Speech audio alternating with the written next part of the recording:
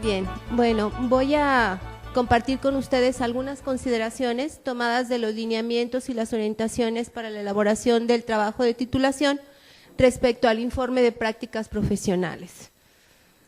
¿Qué características tiene este informe? Bueno, pues yo digo que tiene nombre y apellido, porque es un documento que tiene dos procesos intelectuales muy importantes y que han sido compañeros de los alumnos desde que iniciaron los primeros semestres para su formación como maestros. El análisis y la reflexión de lo que vienen haciendo en las escuelas primarias de práctica.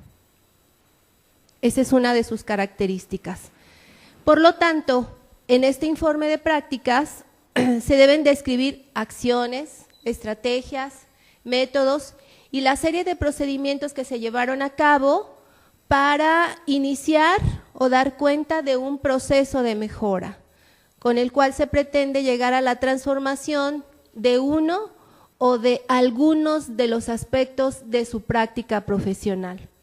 Recuerden que el doctor Roberto nos explicaba que uno de los elementos a valorar en la producción de estos tres modalidades de titulación es la evolución de las competencias profesionales del futuro maestro.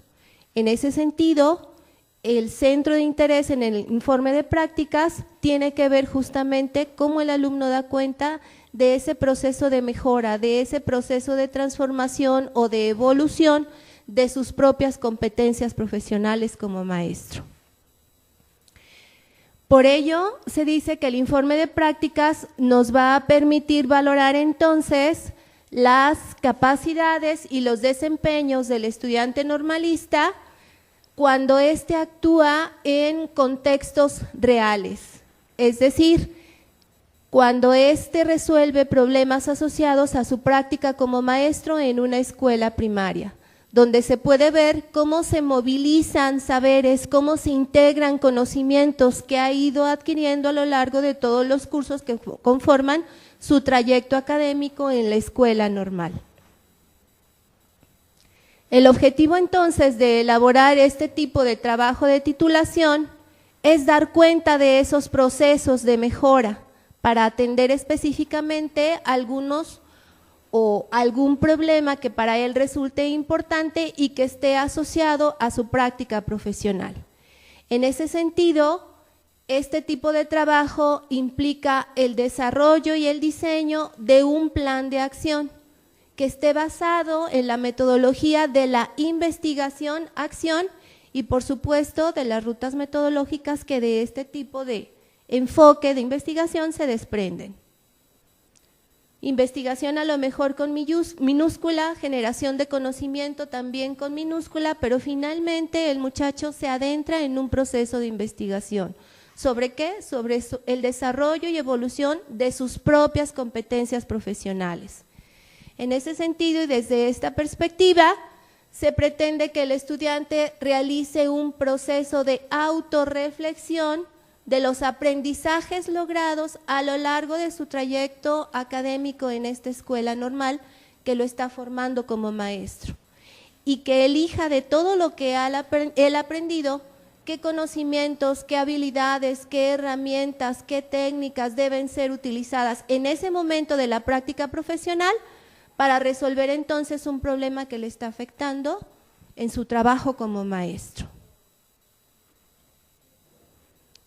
Ya decíamos que este tipo de producto de tesis o de producto de trabajo de titulación se fundamenta en las rutas metodológicas de la investigación-acción. Por eso es necesario que en esta modalidad de titulación se incluya lo que es un plan de acción. Y en él se deben articular estos momentos que aparecen aquí con letras rojas. La intención, la planificación, lo que viene siendo en sí la acción, la observación y la reflexión de lo que realmente sucedió. Y aquí me voy a detener un poquito en describir cada una de ellas. Cuando se habla de intención en este informe de prácticas, debemos referirnos a un espacio donde el alumno manifiesta cuál es sus motivaciones o sus intereses por iniciar ese proceso de mejora. En ese proceso de mejora que él inicia, ¿cómo se ve implicado él mismo como maestro en formación? ¿Cuál es el compromiso que él asume para hacerse responsable de su propio proceso de autoformación a partir del análisis y la reflexión de lo que sucede cuando él trabaja en una escuela primaria? Cuando hablamos de planificación, entonces, tendremos que pensar en cómo el estudiante expresa esa situación problemática que le aqueja, que es producto de la reflexión que él hace de su trabajo. ¿Qué es lo que le interesa modificar? ¿Qué es lo que le interesa transformar? ¿Hacia dónde tiende el cambio o la transformación de su trabajo como maestro? Y ahí se deriva también un proceso de problematización, donde el alumno se pregunta cuál es el problema que estoy identificando en esta serie de reflexiones que hago sobre mi trabajo. ¿Por qué es importante que yo atienda este problema? ¿Qué es lo que lo está originando? ¿Qué pasa si no lo resuelvo? ¿Qué situaciones hay alrededor de esta situación problemática que me está llamando la atención y que de alguna manera me mueve a iniciar un proceso de mejora de mi trabajo como maestro?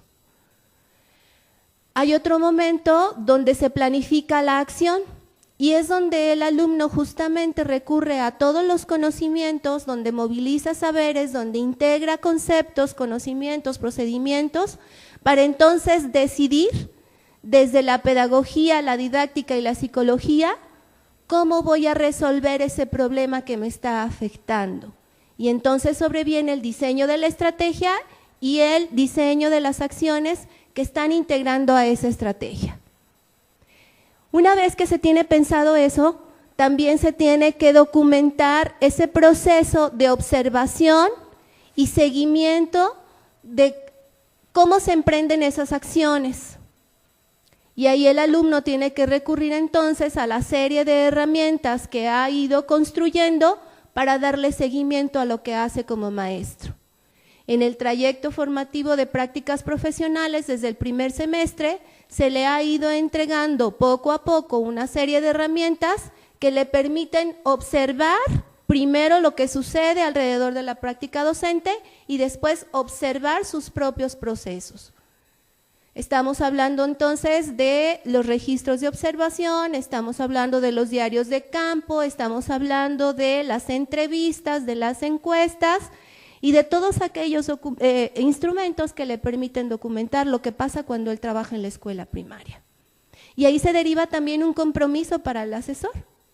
Si vamos a hacer que el alumno utilice esas herramientas, pues entonces el compromiso como asesores que acompañan a este muchacho, tendríamos que pensar en si conozco ese tipo de herramientas, si los he utilizado, cuál es el tipo de acompañamiento que debo darle al muchacho para que entonces lea su diario y encuentre lo que debe de encontrar, para que lea sus registros de observación y entonces encuentre lo que está buscando y entonces pueda construir respuestas a las preguntas iniciales que se plantea en la planificación de su intervención.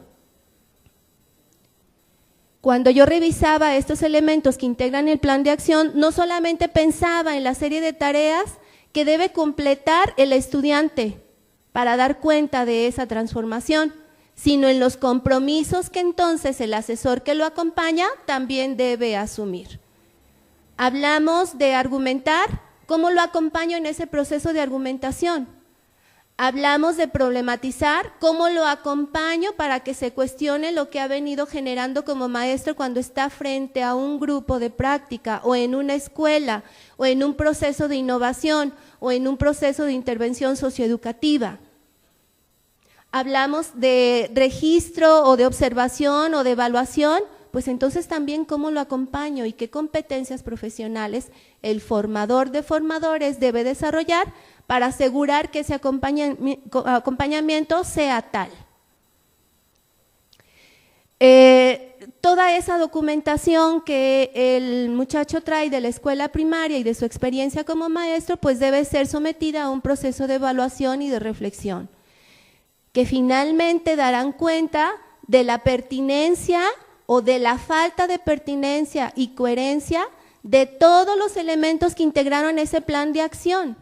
Y entonces le permitirá regresar nuevamente y tantas veces sea necesario al replanteamiento de este plan de acción. Y esa es la esencia de la investigación-acción. En ese sentido, pues lo que se pretende no solamente es la aplicación de planes de acción, como probablemente ocurría en algunas modalidades de titulación del Plan 97. Aquí la idea es como sentar las bases de una cultura permanente de autorreflexión y procesos de mejora. Por eso se dice que al elaborar este tipo de trabajo de titulación, se establece una vinculación entre teoría, práctica, teoría, y regresamos nuevamente a recorrer el círculo en espiral tantas veces sea necesario y tantas veces sea como indispensable para el normalista hacerlo, hasta que logre dar cuenta de que ese proceso de mejora que inició se ha completado. Y entonces voltee la mirada hacia otro punto de interés, hacia otra cuestión que él no había visto y que de repente le empieza a llamar la atención. Y entonces volvemos a plantear la intención, por qué me interesa, por qué me mueve, cómo estoy implicado en este proceso, problematizo, diseño estrategias fundamentadas desde la psicología, desde la pedagogía, desde todos los saberes que me han aportado los diferentes cursos que componen la malla curricular, y entonces emprendo la acción. Y nuevamente doy seguimiento, documento, analizo, evalúo. Que no siempre es como tan lineal. A veces es necesario regresarse, a veces es necesario volver a pensar la fundamentación que está dando lugar a la estrategia que estoy planteando. Y por supuesto, identificar la serie de consecuencias que este modo de actuar trae en los que trabajan conmigo, los que aprenden, los alumnos. Así como el doctor Herrera nos platicaba de los apartados de la tesis, pues también el informe de prácticas considera algunos apartados: la carátula, el índice, la introducción. Y aquí me gustaría detenerme a mencionar algunos de los aspectos que componen este apartado. Y nuevamente fíjense que aparece la idea de justificar la relevancia del tema que para el maestro en formación reviste el tema que da lugar a este informe de prácticas. Identificar también las competencias que se desarrollaron durante la práctica misma, así como una descripción sucinta, concisa, precisa del contenido del mismo informe. Hablamos entonces de argumentar por qué es importante, por qué lo voy a abordar, cuáles son las competencias profesionales genéricas que voy a poner en juego para iniciar y dar cuenta de este proceso de mejora. El plan de acción, que contendría entonces la descripción y la focalización del problema. En función de eso, ¿cuáles fueron los propósitos que me planteé? ¿Cuál es la revisión teórica que se hizo y que fundamenta de alguna manera el diseño de las estrategias y de las acciones? ¿Y cómo éstas se convirtieron finalmente en una estrategia de solución al problema que yo identificaba como punto de partida de este proceso de mejora? Por supuesto, debe de haber un análisis del contexto en el cual se realiza ese proceso de mejora. Y ahí se deben abordar algunas situaciones relacionadas a esos procesos de interacción que se dan entre maestro en formación y los alumnos con los que trabaja. La interacción entre los alumnos que están interactuando con ese maestro. La interacción entre los alumnos y el contenido a través de las indicaciones, el acompañamiento que da el mismo normalista. Y todas las situaciones que estén asociadas, por supuesto, al aprendizaje, al currículum, a la evaluación, a los resultados de la aplicación de esas estrategias, entre otras cosas. Y de esta manera será posible como situar ese proceso de seguimiento de mejora en un tiempo y en un espacio específico. Que no la hace igual entonces al compañero de la normal que está en el primero A, en el tercero B, en el quinto C, y que le da un carácter particular a ese informe de prácticas. Por eso es necesario situarlo temporal y espacialmente. Otro apartado será el desarrollo, la reflexión y la evaluación de la misma propuesta de mejora. En ella, el normalista debe describir y analizar, por supuesto, lo que pasó en la ejecución del plan de acción. Nuevamente aparece la palabra pertinencia y consistencia de las propuestas.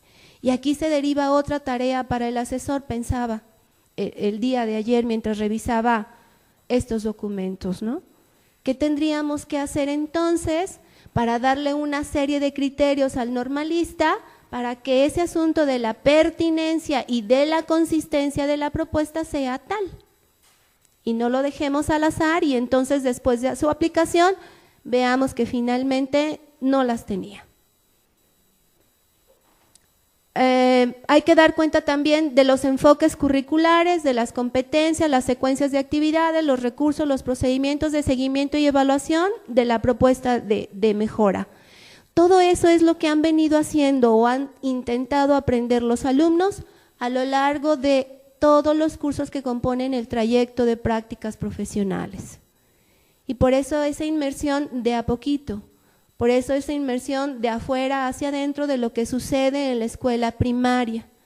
Entonces también pensemos, para nuestro alivio, que no los vamos a tomar desde ceros.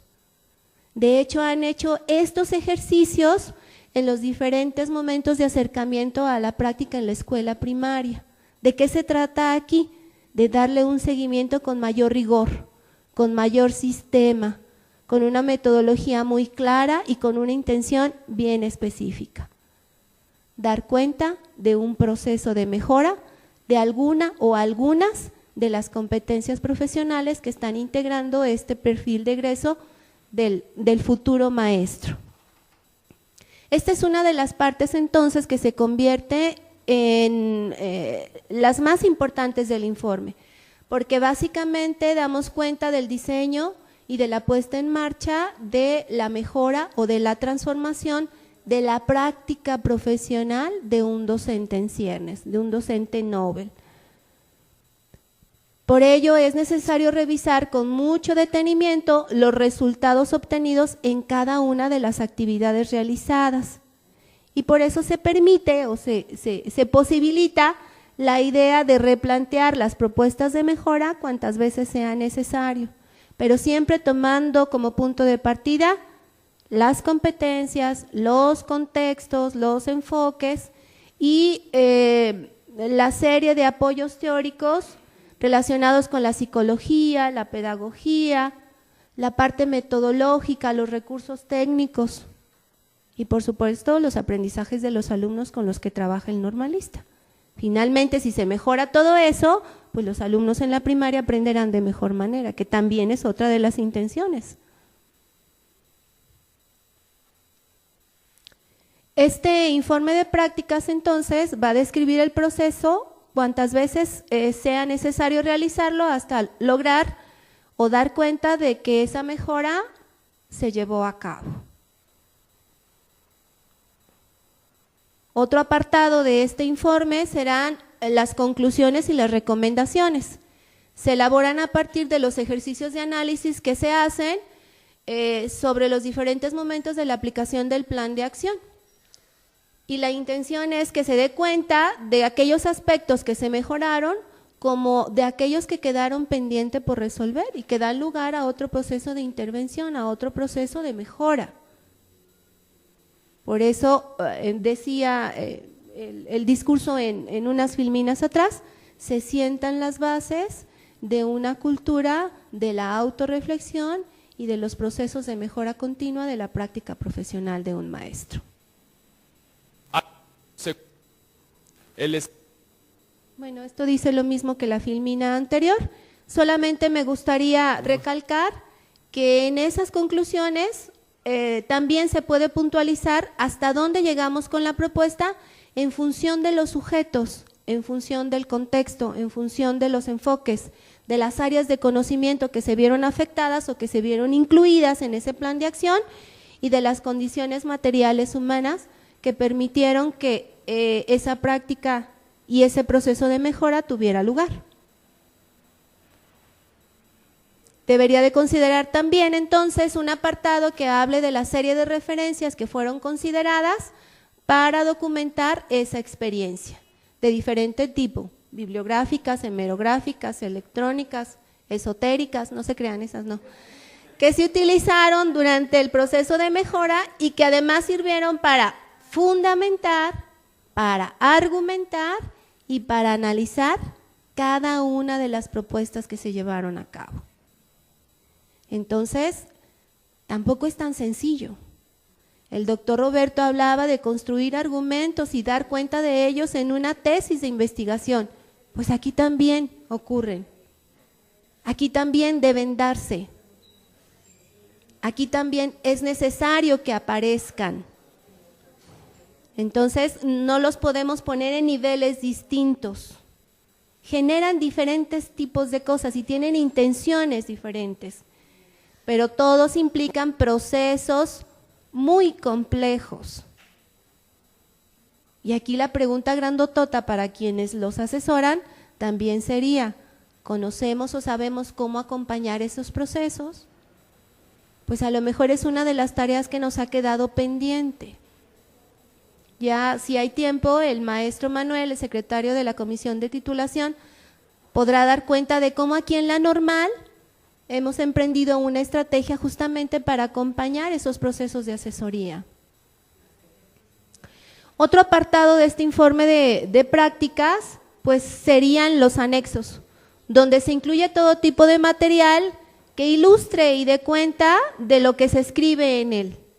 Tablas, fotografías, testimonios, test, diseños, evidencias de aprendizaje de los alumnos, bitácoras, ejemplos de diarios, registros, que pueden ser utilizados para eventuales consultas de algún dato que nos interese checar, expresado en el cuerpo del informe. Y bueno, ahí dejo mi participación y le paso el micrófono a la maestra Cristi. Bueno, vamos a continuar con el portafolio de evidencias. Primeramente, pues, ¿cuál es? Así como mencionó el doctor Roberto, que cada documento tiene una intención, también el portafolio. Ninguno es más complejo que otro, porque todo lleva una carga cognitiva y un desarrollo de habilidades que tenemos que estar muy a pendiente de cada uno de nuestros diferentes modelos de titulación. Bueno, la característica del portafolio es que es un documento que integra y organiza evidencias que se consideran fundamentales para representar las competencias establecidas en el perfil de egreso. ¿A qué vamos concretamente? Bueno, que el portafolio va a ser un instrumento que va a permitir al alumno dar cuenta de una o algunas de las competencias del perfil de egreso, ya sean tanto genéricas como profesionales, pero que le permitan a él dar una evidencia palpable de lo que él ha logrado en el desarrollo de esas competencias. Y no solamente hablamos aquí de la práctica profesional, sino de todos los cursos que incluyen la malla curricular. Por lo tanto, dice aquí que se trata de una colección de distintos tipos de productos seleccionados principalmente por la relevancia que tuvieron en el proceso de aprendizaje. Y aquí no podemos tener una cuadratura o un marco donde no podamos permitir que el alumno libremente los escoja, porque a lo mejor para lo que alguien fue muy significativo, para alguien no, y no le permitió lograr ese nivel de aprendizaje. Por lo tanto, este documento tiene que ir muy en función de lo que el alumno cree y nos va a justificar y nos va a argumentar lo que él realmente está aprendiendo durante ese trayecto que duró en la escuela normal. Por lo tanto, nos va a dar cuenta de esos logros y de esos aspectos que él tiene que mejorar no solamente en la práctica, sino en todo lo que es el trayecto profesional, porque aquí hay que tomar en cuenta aspectos pedagógicos, disciplinarios, psicológicos, pedagógicos y también de actitudes y de conocimiento de la comunidad. Por lo tanto, de esta misma manera, el conocimiento que se tiene es de lo que se hace, por qué debería de hacerse y en caso de que el contexto cambie, ¿qué voy a hacer? Porque, bueno, yo viví una situación, por ejemplo, en el informe de prácticas, estamos hablando de una experiencia situada en un contexto histórico, en un contexto específico, con un determinado grupo y que influye tanto el trabajo del estudiante como del maestro responsable del grupo. Entonces, aquí debemos ser muy cautos, sobre todo también pensando en esa forma de asesoría, que lo que el muchacho nos presente puede ser que en ese contexto o en esa situación que él ha vivido o en la serie de contextos que lo ha tocado trabajar, para él sea importante. Pero ¿qué pasaría cuando ese contexto cambia? Cuando esa situación no es la misma que se presenta. Entonces, por eso tenemos que ser muy precavidos en lo que se hace, por qué se debe de hacer y qué pasaría si cambiaría esa situación. Y bueno, aquí tenemos una lámina que está muy pequeñita, pero la van a ver bien en su disco, de lo que es un portafolio, para qué sirve, cómo se estructura, cuál es esa lógica del aprendizaje, cómo hay las formas de hacerlo, hablamos de un portafolio electrónico, las condiciones de realización y cómo se realiza. Pero esto ya lo verían, porque ustedes saben que hay diferentes tipos de portafolio, pero el que nos importa para proceso de titulación es un portafolio de evidencia, ¿sí? Que va a evaluar, que va a dar cuenta sobre todo de los procesos logrados por los alumnos. Otra característica, como ya lo he dicho, es que pretende demostrar en base a evidencias, fíjense, en base a evidencias de aprendizaje. Aquí no vamos a hablar de, como en el informe de prácticas o como la tesis, de la recopilación que hacemos de ciertas experiencias. Aquí vamos a dar cuenta a base de evidencias de aprendizaje de lo que el muchacho ha logrado, favoreciendo el pensamiento crítico y reflexivo para que impulse su autonomía de aprender a aprender. Y entonces en su elaboración se incluye información, lo mismo que decía la maestra Caro anteriormente, que sea pertinente, pero aquí pertinente en cuanto a su relación con su desempeño y los productos que él generó, que pueden ser gráficos, escritos, presentaciones electrónicas, un sinfín de evidencias que para unos van a ser importantes y para otros no. Aquí vamos a tener que identificar, discriminar y seleccionar esas evidencias y en los diferentes momentos y etapas que ha tenido el alumno dentro de su formación inicial, lo que les va a permitir a ellos con este portafolio reconstruir todo el proceso que ellos han vivenciado, desde cómo iniciaron en primero y con el paso de las experiencias tenidas en los diferentes cursos de la malla curricular y su experiencia en la práctica, les dé cuenta de esas competencias profesionales y los cambios que él ha experimentado a todo lo largo de la carrera.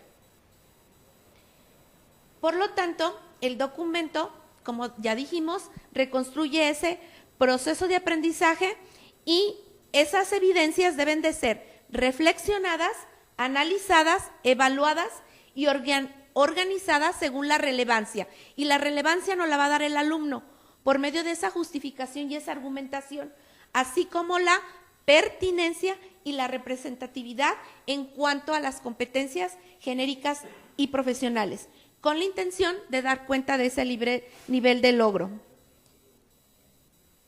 Su elaboración.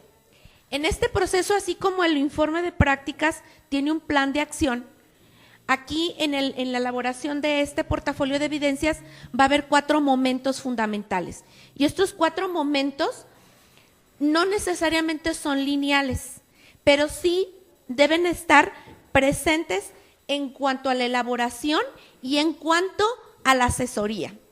El primero es la definición, y no la definición del portafolio como sí, sino el que el alumno pueda definir hacia dónde va a encaminar la elaboración de ese portafolio.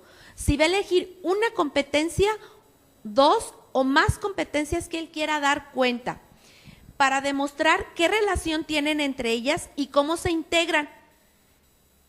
Hacer unidades o elementos de competencia y con ello hacer un conjunto de evidencias que le permitan entonces justificar la importancia y la relevancia que tuvieron en su proceso de aprendizaje. O sea, en un primer momento él dice, bueno, yo quiero demostrar que puedo diseñar planeaciones acorde a las necesidades de un grupo en especial.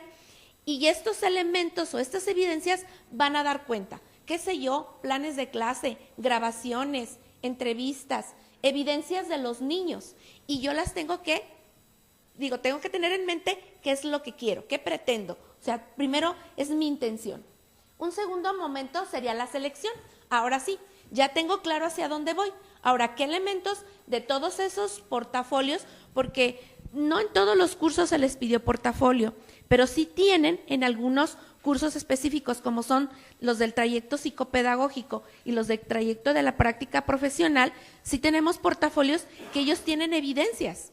Y tienen muchas evidencias que quizás no son portafolios, pero que sí les pidieron los maestros que guardaran esas evidencias. Por ejemplo, aquí tenemos el caso de una maestra de matemáticas que ella fue muy sistemática en el proceso de la elaboración de un portafolio de evidencias de los niños, de los cuales ellos hacían una reflexión y un análisis de los procesos de aprendizaje de los niños.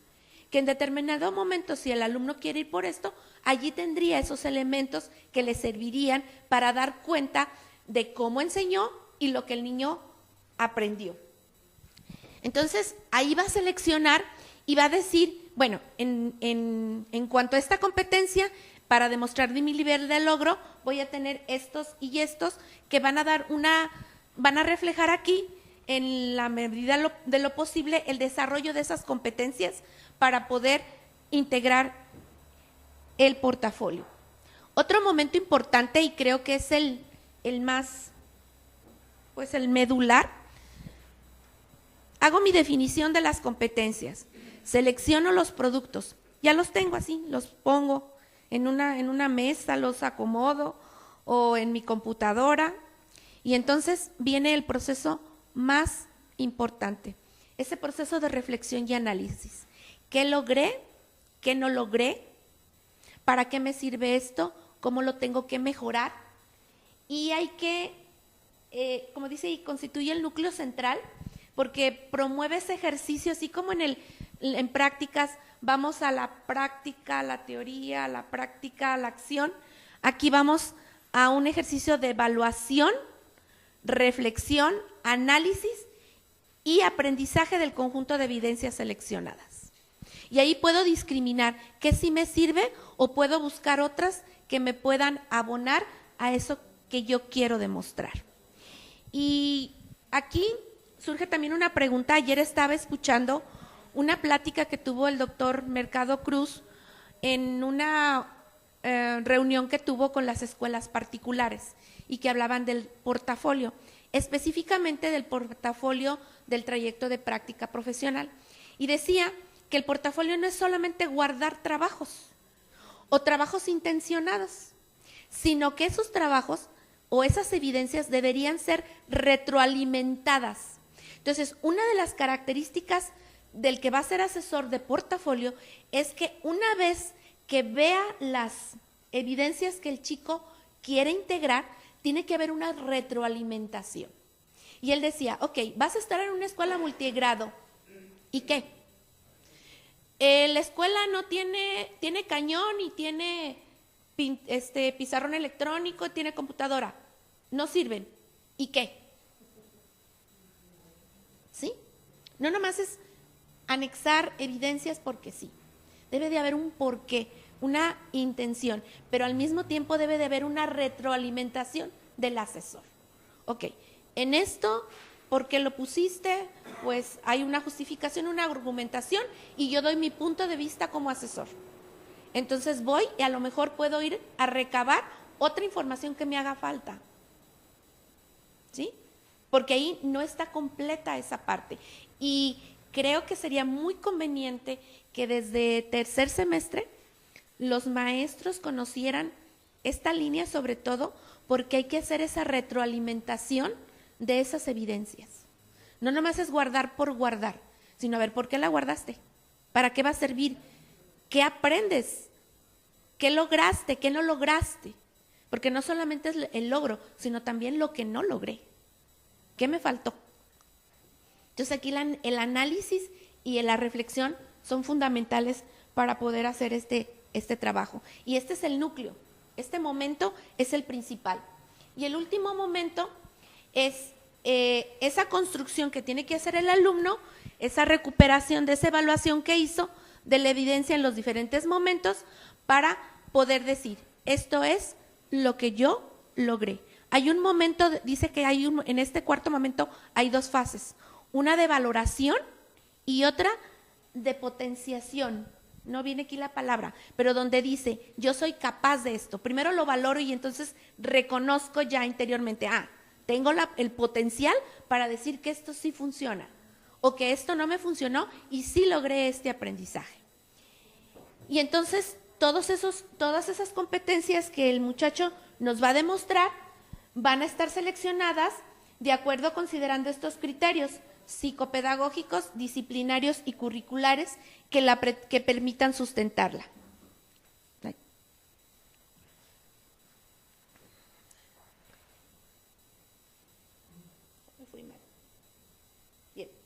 Este cuarto momento es el que les decía, el que contempla dos fases: la valoración que hace el estudiante de sí mismo como sujeto de aprendizaje y el reconocimiento de ese potencial que él tiene.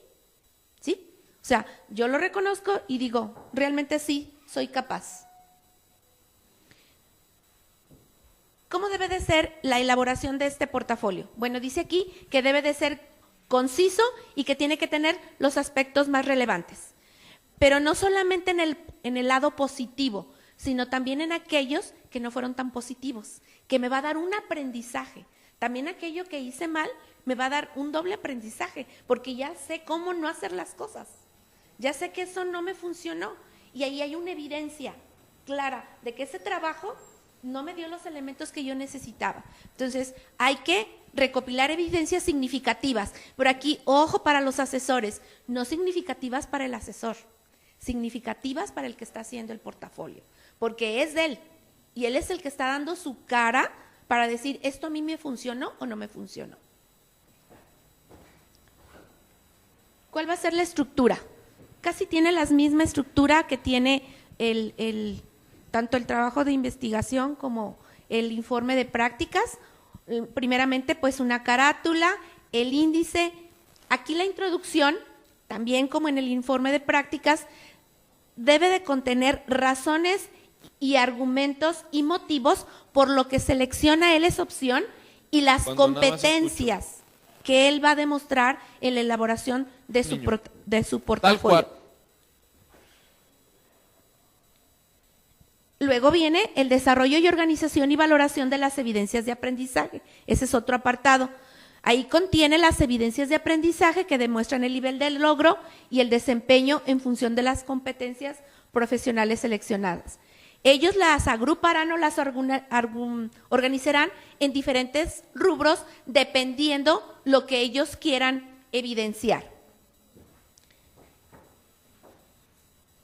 Por lo tanto, es importante que para ello es necesario considerar la evolución de la competencia. Cuando hablamos de competencias, ha habido mucha polémica, pues, primero por la definición y por después si se desarrollan o no se desarrollan. Aquí lo que estamos tratando es que esas competencias las veamos evidenciadas mediante esos productos. Y esos productos pueden ser trabajos escritos, planes de clase, materiales didácticos, grabaciones en audio y video, evaluaciones hechas por docentes, reflexiones, diseños, exámenes, autoevaluaciones, fotografías, ensayos, entre otros. ¿Sí? Y aquí me gustaría como retomar también otra cosa que decía el doctor Mercado, que debemos de enseñar a los muchachos a leer la imagen, que es muy importante enseñarlos a leer las imágenes. Y aquí tenemos mucho trabajo, los que vamos a estar en portafolio o que vamos a tener alumnos que vamos a asesorar en portafolio por estas situaciones que no estamos muy acostumbrados a hacer cotidianamente. El proceso de ordenamiento de las evidencias, la valoración, el análisis y reflexión que se hace del aprendizaje recuperará los diferentes referentes conceptuales, metodológicos y curriculares para sustentar con argumentos los niveles de logro y el desempeño profesional. Por lo tanto, aquí se ponen de manifiesto las competencias planteadas al inicio del proceso. Y por último, bueno, vienen las conclusiones. Él también tendrá un apartado de conclusiones donde en base a todo lo que él presenta como evidencia, él tiene que dar una conclusión y decir cuáles son sus logros y cuáles son sus fortalezas, o también aquellas áreas que pueden ser para mejorar. Las referencias, no por el hecho de tener un sinfín de evidencias, quiere decir que la cuestión teórica quede de lado. Él tiene que haber leído, tiene que dar una vinculación del trabajo que realizó con algún referente teórico y aquí es donde va a tener que dar cuenta de ello. Y por último, bueno, los anexos que pueden ser utilizados para eventuales consultas, que realmente aquí, pues las evidencias es, digamos, la parte medular de este trabajo. ¿Sí? Tenemos tiempo para hacer una ronda de preguntas relacionado con las modalidades. Por eso nos dimos carrerita, porque queríamos tener al final tiempo para poder entrar en un diálogo, que creo que es parte del elemento rico de esta reunión, que no solamente expongamos lo que de alguna manera ustedes pueden leer y analizar en los documentos, sino que también con la experiencia que tenemos nosotros, al igual que ustedes, somos maestros de normal y estamos preocupados y sufrimos la misma crisis que sufren ustedes.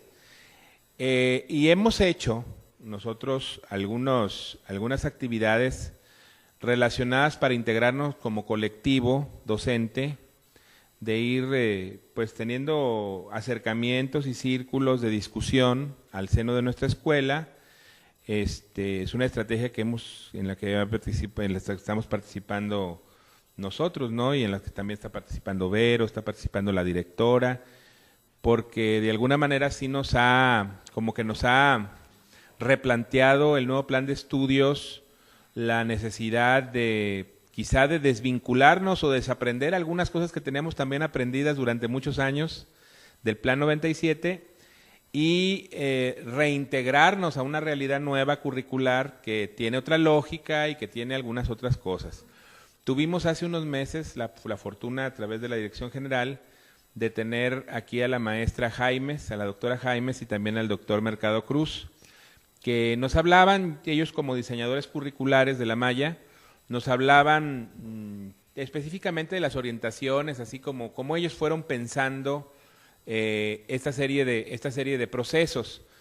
Pero de alguna manera, teniendo ya ese referente y teniendo además la posibilidad de haber leído ya los documentos que ellos nos dejaron, pues no sé si hubiera algún comentario, duda, que creo que este sería el momento pertinente para que entráramos así como en un diálogo. Estamos aquí tanto la maestra Carito, la maestra Cristi, un servidor, para si hubiera alguna duda o algún comentario que nos ampliara también o que abonara a pues hacer más amplia la comprensión de estas modalidades, pues estaríamos en la posibilidad de recibirlas. Así que tienen ustedes el micrófono. Sí, buenos días a todos. Desde el diseño curricular hubo como diferencias en la conceptualización de portafolios. porque por la manera en que se integraron con los especialistas los cursos, los especialistas del área de psicopedagógico denominaban al portafolio con ciertas características. El portafolio de evidencias tenía otras características y la titulación vía portafolio tenía también otras categorías.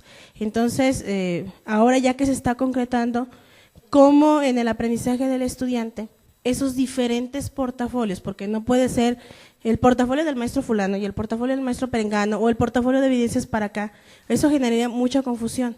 No sé si ahora en los trabajos de las mesas nacionales o ahora en el equipo con ustedes lograron como decir, a ver, vamos llamando a lo mejor al portafolio así, que tenga estos elementos y que ahora, pues casi al finalizar la carrera, seguramente dentro de un año lo volveremos a discutir cuando ya estemos con los procesos de titulación de portafolio. Mi pregunta es si habrá un momento, si hubo un momento como para discutir esas diferencias con relación al carácter del portafolio en la malla curricular y las diferentes versiones que los diferentes cursos van proponiendo. Sí, mire, maestra, la experiencia que tenemos de la capacitación de México, la última, participaron dos compañeras, una compañera aquí de la escuela, la maestra Adriana Piedad García Herrera, una compañera del estado de San Luis Potosí, la maestra Socorro. De hecho, en cuanto al tiempo, el día y medio que estuvimos hablando de las modalidades, donde se habló exclusivamente de las modalidades, tardamos día y todavía cachito del otro día hablando de portafolio, como que era la cosa un poquito más ambigua en cuanto a lo que era por los motivos que usted mismo lo dice. La compañera que expuso el portafolio, que es la compañera de San Luis Potosí, traía una idea muy particular de portafolio. Al final fue muy polémico el asunto porque todos participamos con la idea personal que cada quien tiene de portafolio y no llegamos a un acuerdo. Entonces, una decisión que tomamos tanto el maestro Víctor y un servidor fue apegarnos a lo que tenemos nada más en los documentos. Pero creo que queda abierta dentro de las mismas posibilidades de flexibilidad que da esta malla curricular, la idea de discutir un poco más esta situación, ¿sí?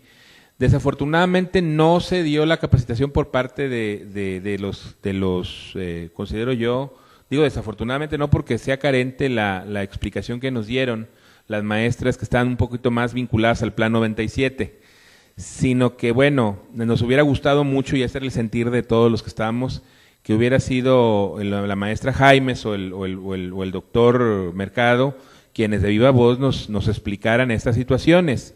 Sabemos, y es un adelanto, que posiblemente en año y medio, año y medio, haya una reformulación de este plan.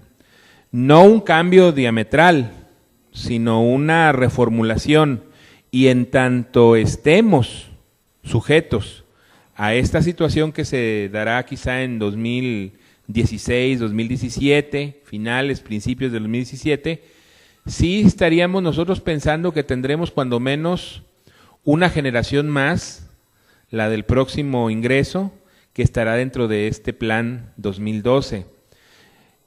Nos debemos de acostumbrar a que las reformas curriculares serán de menor alcance, ¿sí? Yo les puedo poner un ejemplo, por ejemplo, en la Universidad de Guadalajara, en un trayecto de 5 años que dura una carrera promedio, hay a veces 4 planes de estudio, ¿sí?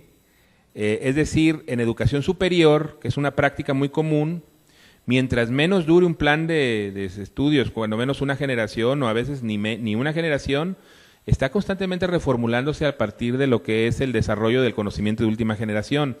Nosotros estamos como que más lentos, más acostumbrados a que duran varios años, pero sí creo yo que aquí con la libertad que nos da el hecho de trabajar con algo más flexible, sí podríamos como que ir tomando decisiones ya en cada escuela, sin obviamente apartarnos demasiado de estas orientaciones generales. Pero yo sí creo que en este momento tomamos esa decisión de no separarnos de las orientaciones por responsabilidad, pues, porque sí hay otras ideas de portafolio muy interesantes, algunas, incluso que me parecen mucho más completas que esta, pero sí hasta dónde podríamos, en el nivel de licenciatura, porque, por ejemplo, la explicación que nos daba la maestra era en sentido de no solamente crear un portafolio de evidencias, sino un portafolio de la formación personal, y había como 4 o 5 maneras de portafolio que la verdad, desde la experiencia de haber tomado el curso, nos confundió muchísimo. De hecho, había molestia en todos los delegados de los estados, de que salimos peor que como llegamos, con más dudas. Yo creo que, sí, bueno, yo soy optimista. Yo creo que en el terreno de la ciencia, andar perdido es parte de lo cotidiano.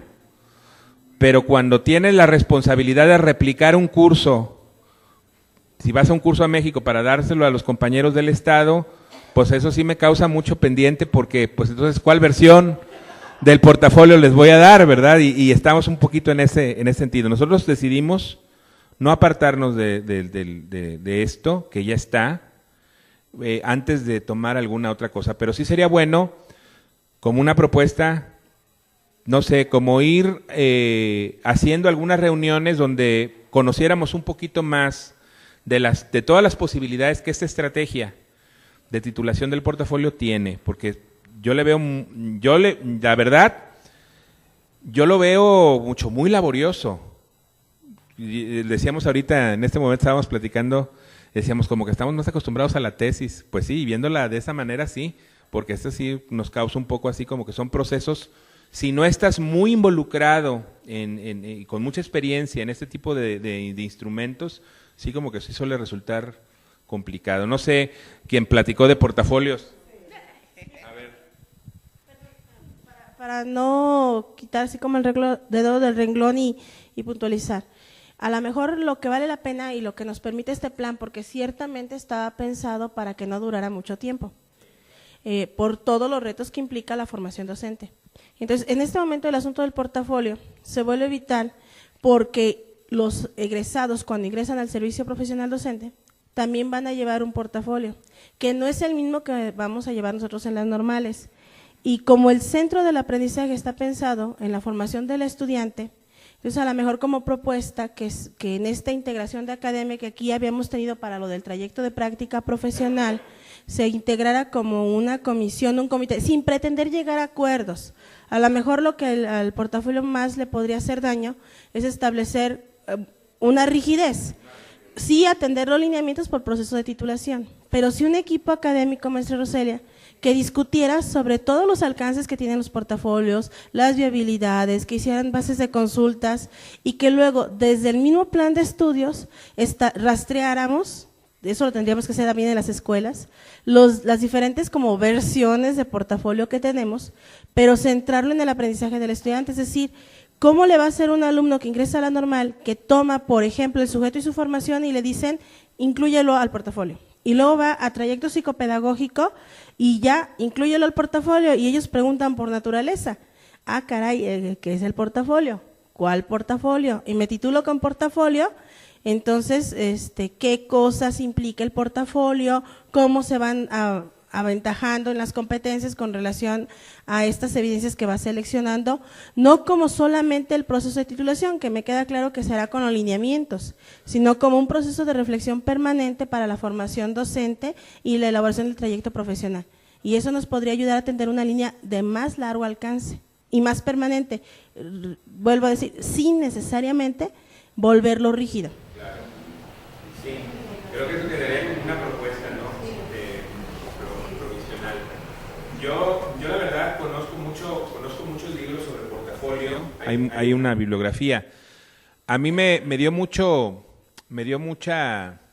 incertidumbre la capacitación, porque solamente estaban tomando un libro de hace como 20 años, el de Nun León, que es un libro de hace muchos años. Yo le he visto a Cristi le he visto varios libros a Cristi de portafolios mucho más novedosos, y a mí sí me dijo, bueno, si ese es el referente de hace como 30 años de portafolio de cuando iniciaba, creo que sería bueno integrar un comité o un grupo académico, científico que discutiera eso, ¿no? Es el que causa como más polémica de estos tres, simplemente desde la definición de lo que es un portafolio y qué tipo, o sea, a qué lo vamos a llevar pues al muchacho, ¿no? Entonces sí. De hecho, yo veía el día de ayer un video de una capacitación que tuvo el doctor Mercado Cruz con la Normal de Veracruz y decía que de las 3 modalidades de titulación, la que más le preocupa al equipo que diseñó este apartado del diseño curricular es justamente la del portafolio de evidencias. Alguna maestra por ahí preguntaba que si a lo largo del proceso de formación del estudiante no se había comprendido a cabalidad lo que implicaba elaborar un portafolio de evidencias y se había tomado, como lo expresabas hace rato, como un receptáculo donde se van depositando productos de actividades de diferentes cursos, si esto se podía resolver entonces en 7º y 8º semestre. Y el doctor Mercado respondió con un rotundo no. Quiere decir que esta opción va a ser de las menos socorridas si atendemos a esos señalamientos, por lo menos en esta primera generación que sale. Y debe ser un foco de atención para que entonces académicamente se tomen las medidas pertinentes para que desde primer semestre se tenga un referente común de cómo vamos a manejar este portafolio de evidencias.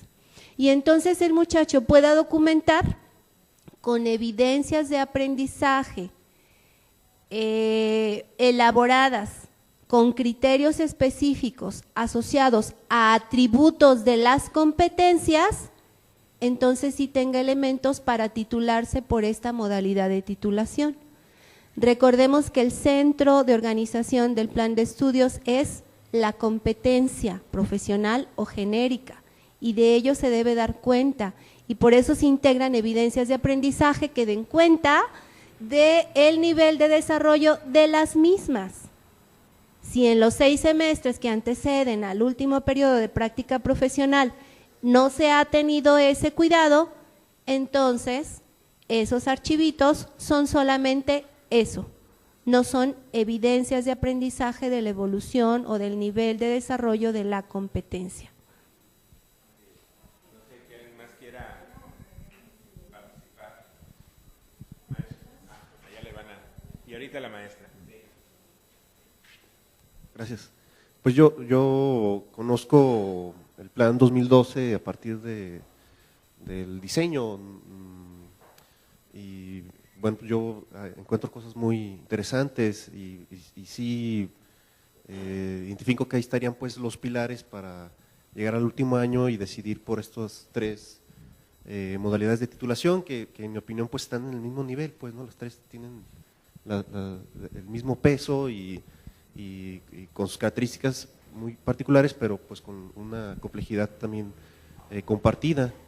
Yo también identifico que desde el diseño curricular pues está más claro o está más intencionado esto que podríamos llamarle pues el promover procesos vinculados a la metodología de la investigación, pues, ¿no?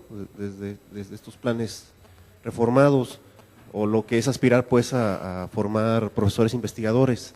Sin embargo, me llama la atención que en la modalidad de la tesis se mencionan estas expresiones de conocimiento nuevo y de resolver problemas, pues, ¿no?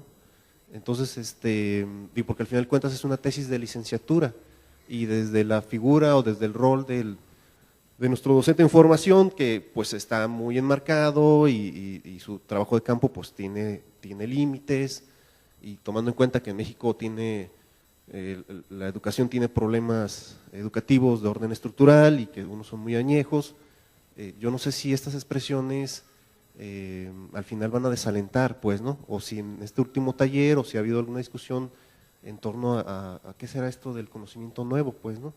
De hecho, la pregunta es si habrá conocimiento nuevo en ciencias sociales, pues.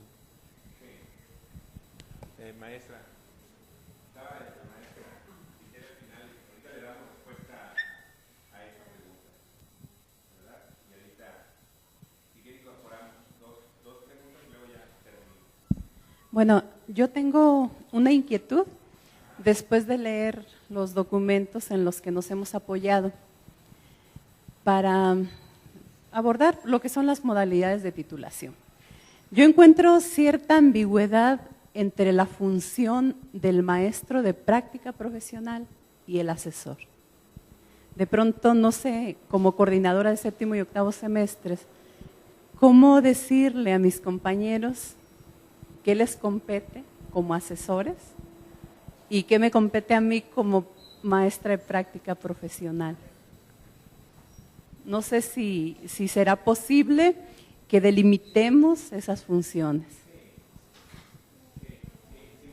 Voy primero comentando lo que decía el maestro. Efectivamente, eso de conocimiento nuevo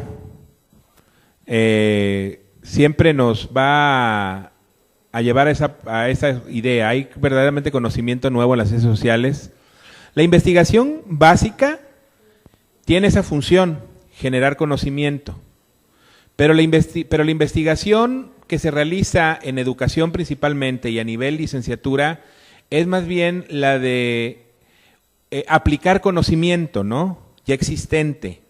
Realmente no esperamos que surjan teorías del aprendizaje de los trabajos de nuestros alumnos, porque pues están enmarcadas en un tiempo, son investigaciones a corto plazo, son investigaciones que tienen un cronograma que se va a cumplir a más tardar en 2 semestres. No puedes hacer investigación básica en terrenos inexplorados, porque pues muchos de los terrenos y muchos de los referentes que van a utilizar nuestros alumnos son referentes que ya existen, ¿no? Yo simplemente pienso en nombres, ¿no? Vygotsky, Piaget, Wallon, algunas cosas que ya están ahí, que bueno, utilizan nuestros estudiantes, ¿no? Jerome Brunner, Ausubel, cuando hablas de los cognoscitivistas. Sin embargo, creo yo que conocimiento nuevo en función de situaciones educativas muy concretas y muy particulares, que son a las que se enfrenta el estudiante en su experiencia como maestro en formación y como practicante también, o como estudiante, ¿no? Porque pueden salir desde su propia formación los temas de investigación. Pero sí, efectivamente, no sé hasta dónde este concepto de conocimiento nuevo pueda ser entendido o pueda ser interpretado, porque yo lo interpreto desde la situación educativa y desde la situación de formación en la que esté el estudiante. Conocimiento nuevo para él específicamente como alguien que va a hacer uso de la investigación como un insumo para obtener información importante para organizar su trabajo profesional, ¿no? Yo así lo veo. Y en cuanto a esta situación, bueno, de qué onda con el maestro de prácticas y con el asesor de tesis, son caminos muy diferentes en este plan. De hecho, están desvinculados, si se puede decir así, la figura de aquel asesor del Plan 97 plenipotenciario, yo le llamo así, asesor plenipotenciario, tenía todos los poderes de quitar y dar, sí, incluso si somos críticos, era hasta una figura medio nefasta, ¿no? Porque de él dependía que un alumno pasara o no, o sea, tenía muchos poderes, estaba investido de muchos poderes. Yo sé que a mis amigas no les gusta, pero yo soy muy crítico del Plan 97. A mí no me gusta el Plan 97, pero esa es opinión personal mía. Esa figura plenipotenciaria se divide hoy humanamente en 2 figuras. Una cosa es el trayecto de práctica, ¿sí? Tiene su propia lógica, su propia función. Y otra cosa es la función del asesor. La función del asesor está pensada en 3 modalidades, no necesariamente las 3 tienen que ver con la práctica directamente. Una sí muy directamente, que es la del informe de práctica profesionales, pero las otras 2 no tanto. Porque tampoco daría, a lo mejor, para que, y aquí es donde tendremos que pensarlo, hay dos opciones. O que se elija al asesor por la especialidad de asesorar portafolios o de asesorar tesis de investigación, tener asesores de portafolio, asesores de informe y asesores de tesis, o pensar en capacitar a una sola persona para que pueda llevar los 3 procesos, lo cual sugiere un reto de formación un poco acelerado a estos momentos, pero bueno, que estamos corriendo como aventura de la primera generación. En el caso nuestro es nuestra primera vez, ¿sí? Pero sí son 2 procesos muy diferentes. O sea, la figura todopoderosa de aquel asesor, ya. Dividimos las funciones, ¿sí? Están totalmente divididas. Hay que desaprender eso, sí. Sí, maestro, mire, en la exposición que acaban de hacer y en los documentos que, insisto, tenemos que revisar, se habla de que hay que hacer análisis de la práctica, ¿sí? El maestro de práctica profesional tiene esa responsabilidad. Los instrumentos que ahí manejan, como registros, encuestas, entrevistas, todos esos instrumentos de evaluación para saber si realmente el estudiante está consolidando sus competencias, a mi juicio, y según lo he leído, es responsabilidad del maestro de práctica profesional. Se nos ha dicho, con ese cambio que usted menciona en el papel de la asesoría, de los asesores, se dice que ya no van a visitar las escuelas como antes, se dice que su responsabilidad se va a enfocar a la elaboración del documento, ¿sí? Yo pienso en que podemos correr un riesgo, por ejemplo, que yo sugiera a una de las alumnas, tenemos un grupo de preescolar, y que de acuerdo a lo que ella vaya necesitando, de pronto yo le sugiera una manera, por ejemplo, de hacer un registro o de ampliar un registro, pero su asesor tiene otra opinión, como sucedió cuando usted lo está señalando, viene una maestra con unas ideas arcaicas basada en un libro de una edición de hace 30 años. ¿No cree que pudiera pasar lo mismo en nuestras escuelas? Esa ambigüedad a la que hacía alusión al principio, a mí me preocupa en el sentido de que cómo explicarles a mis compañeros, mira, para no dificultar los procesos, vamos a enfocarnos el maestro de práctica a esto y los asesores a esto otro. Todas las alumnas eligieron informe de prácticas, así que la tenemos fácil por este ciclo. Y ya vimos que no es tan fácil. A mí me sigue viendo el informe de prácticas. No es fácil. Perdón, maestra, me voy a permitir usar el micrófono porque estuve participando en el diseño del trayecto de prácticas. Y en el diseño del trayecto de prácticas está como muy delimitada la función del maestro del curso que acompañamos de primero a octavo, en un proceso de acercamiento a la práctica con criterios teórico-metodológicos y pedagógicos de acuerdo a cada uno de los cursos. Entonces sí, claro que causa mucha inquietud a nosotros los maestros en las normales, cómo vamos a trascender nosotros en nuestra formación de llevar el plan 99-97 a arribar al plan 2012. Pero sí es un rol distinto, porque nosotros acompañaremos a los estudiantes, si por ejemplo tomamos el curso desde primero, con observación de análisis de la práctica educativa, hasta octavo, que son 20 horas a la semana durante 16 semanas de práctica, hay un trayecto y está el lineamiento de trayecto de prácticas que nos limita de alguna manera a acompañamiento teórico-metodológico, con una tutela que es prescindible, es decir, podemos o no estar presentes en tanto que garanticemos que los estudiantes durante su recorrido académico se están haciendo de las herramientas para el acercamiento a la práctica. Eso es que el alumno en octavo ponga en juego todas sus competencias al máximo nivel de intensidad de una licenciatura. Se concluye el proceso formativo para la práctica, pero es separado del proceso de titulación en términos de que cuando está en sexto, él decide, ¿me interesa de trayecto de práctica o no? ¿Una tesis, un informe de práctica o un portafolio? Y entonces pongo el caso porque he estado llevando el curso de hasta sexto semestre y mi intención es llevarlo hasta octavo. Yo llevo al grupo de octavo, de sexto a sexto, llevo ahorita al grupo de sexto de primaria a octavo de primaria. Y conmigo van trabajando todo el acercamiento a la práctica, con todo lo que implique reflexionar sobre los instrumentos que aplican, hacer análisis de la práctica, generar los informes correspondientes y demás.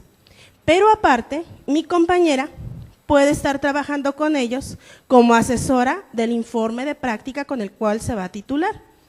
Claro que las herramientas metodológicas que utilicé durante toda la formación son las mismas que ella va a emplear, pero ella se convierte como un asesor metodológico de elaboración del documento recepcional, donde en octavo semestre toma 4 horas a la semana al tiempo que tiene las 20 horas de práctica. Y entonces ella ya no es lo que nosotros discutimos en el curso, sino toma los saberes que el estudiante tuvo durante todo el acercamiento a la práctica para elaborar un informe con eso. El alumno, se titule o no por informe, de todas maneras tiene práctica. Se titule o no por portafolio, de todas maneras en su proceso formativo lleva portafolio. Y eso sí, lo único que no está totalmente condicionado es la tesis.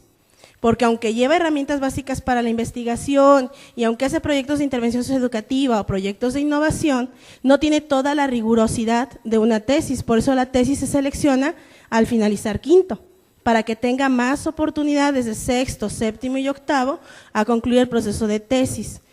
Lo comento y me permito porque es muy distinto la labor del maestro del curso, del trayecto de prácticas profesionales y de los asesores. Si soy maestra del curso, también puedo asesorar, sí, a mi grupo, a otro grupo y demás, y no necesariamente del informe, porque a lo mejor mi perfil personal me da para asesorar tesis, o me da para asesorar portafolio, o me da para asesorar informe de práctica.